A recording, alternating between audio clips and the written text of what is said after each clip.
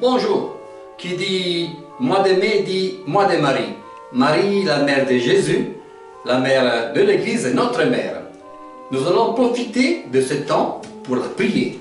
Et nous allons demander l'aide pour la prier de certaines explications du Père Maupu qui va faire des conférences sur le chapelet. Je vous souhaite une bonne vision.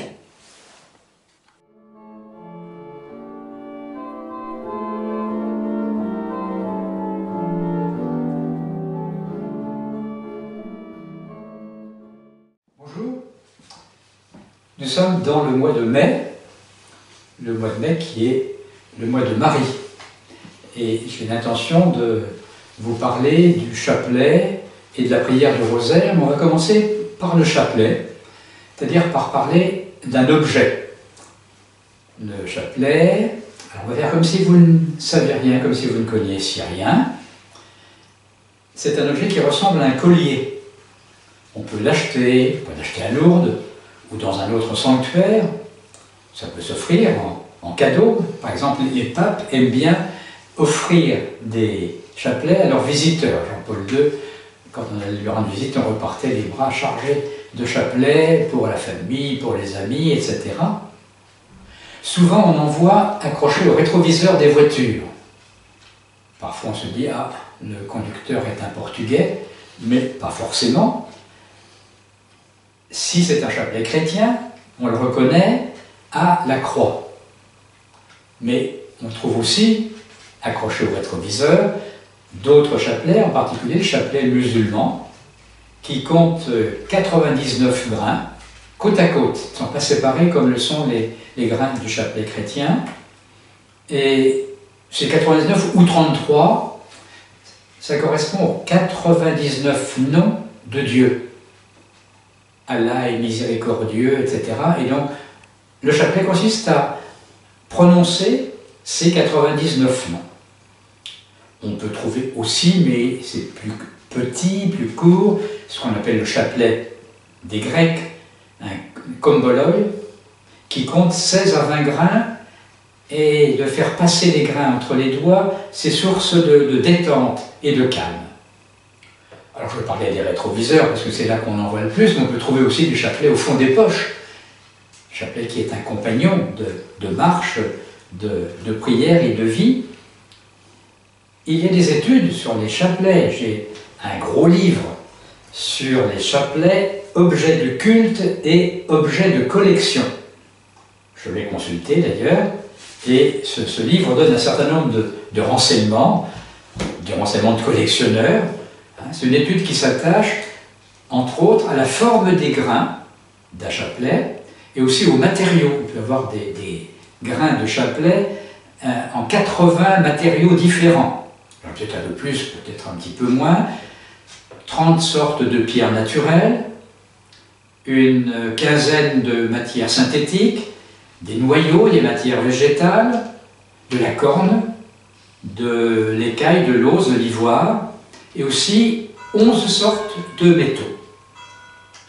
Alors bien sûr, les chapelets sont de taille variable, nombre de grains variable, mais disons que globalement, le chapelet classique des chrétiens compte 59 grains. 5 dizaines, donc ça fait 50, 4 grains intermédiaires qui représentent notre Père, 54, et les grains des prières d'introduction correspondant à l'entrée dans le chapelet ou dans le rosaire. On trouve aussi, c'est plus petit, c'est ce qu'on appelle le disonnier. Le disonnier ne compte que 10 grains, ou 11 éventuellement, où il a la forme d'une bague avec 10 encoches. Le disonnier qui permet aussi de compter les « Je vous salue Marie », les prières du chapelet, je vais parler dans un instant. Le disonnier, c'est plus discret que le chapelet, on peut l'avoir en main de manière très très discrète. Il a été adopté dès le XVIe siècle par les voyageurs et les marins, et puis il a été retrouvé au moment de la terreur par les chrétiens qui pouvaient dire le chapelet sans être trop remarqués par les révolutionnaires.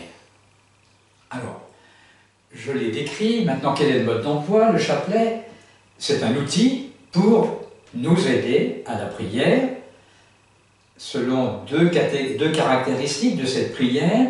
C'est une prière répétitive et une prière pour libérer l'esprit. Prière répétitive, puisque c'est rythmé de la manière suivante. C'est d'abord la prière du Seigneur, de Notre Père, qui est dit en introduction à chaque dizaine du chapelet. Une dizaine de chapelets, c'est 10 fois la prière à Marie. Je vous salue Marie, Ave Maria, je vous salue Marie, ou une autre formule modernisée, réjouis-toi Marie. Ce qui est important, si on en dit à plusieurs, c'est de s'entendre sur la formule que l'on choisit, bien sûr. Et puis, après les 10 je vous salue Marie, la conclusion par une invocation au Dieu Trinité, gloire au Père, au Fils et au Saint-Esprit. Et donc une prière répétitive, ce qu'on lui reproche parfois, mais elle n'est pas indéfiniment répétitive, puisque c'est 10 je vous salue Marie, c'est pas 11 ou 15 ou 5 ou 200. Et le principe, c'est donc celui d'une dizaine, comme on dit, une dizaine de chapelets. Quand on dit une dizaine de chapelets, c'est une dizaine de je vous salue Marie, c'est pas 10 chapelets bout à bout.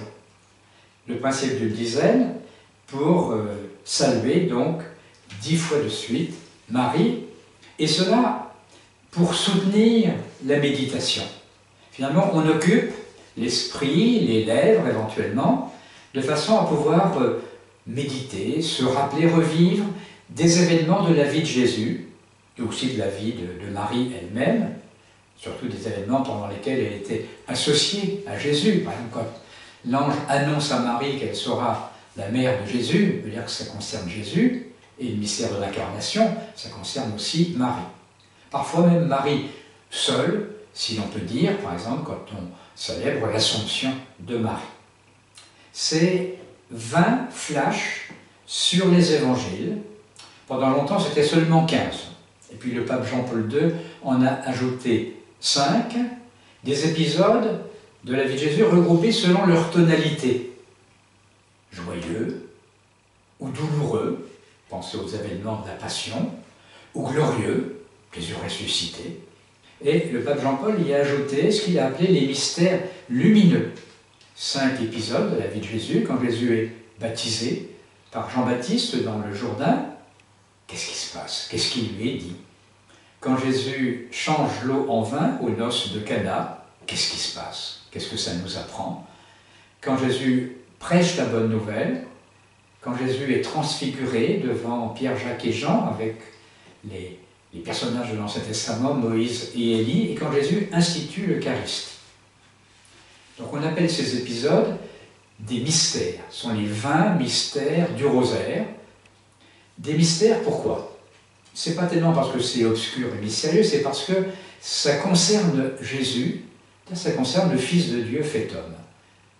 Alors, ces événements sont en général bien connus des chrétiens, mais ils ont une dimension inépuisable qui nous échappe en partie. Le mystère, c'est pas tellement quelque chose qui est impossible à connaître, c'est quelque chose qu'on n'a jamais fini de connaître et qui est plus riche que ce qu'on en voit au premier abord. Alors, tous ces mystères du rosaire, il sera peut-être bon que nous les reprenions, mais ça pourrait être l'objet d'un prochain entretien.